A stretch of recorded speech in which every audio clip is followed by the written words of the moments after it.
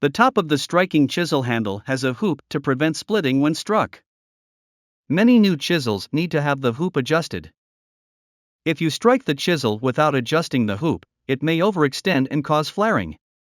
This flaring can eventually make the chisel unusable.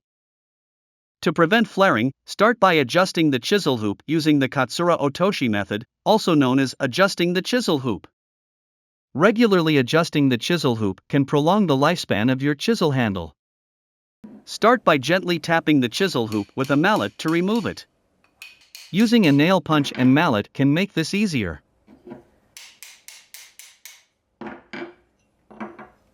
Remember the orientation of the chisel hoop when removing it. The side that fits into the handle is wider, while the striking side is narrower. If your chisel hoop has become flared from use a metal file to smooth out the inside and remove the flare. Bevel the inner side to widen the insertion end. Shape the handle slightly to align with the chisel hoop and eliminate any unevenness, but be careful not to overdo it.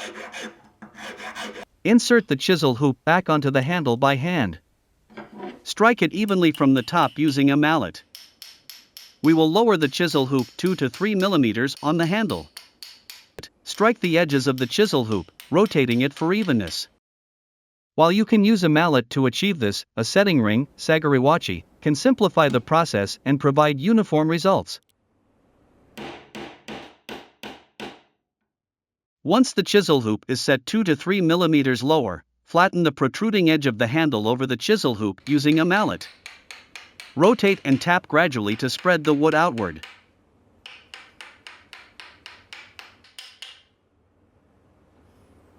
With that, the chisel hoop setting is complete.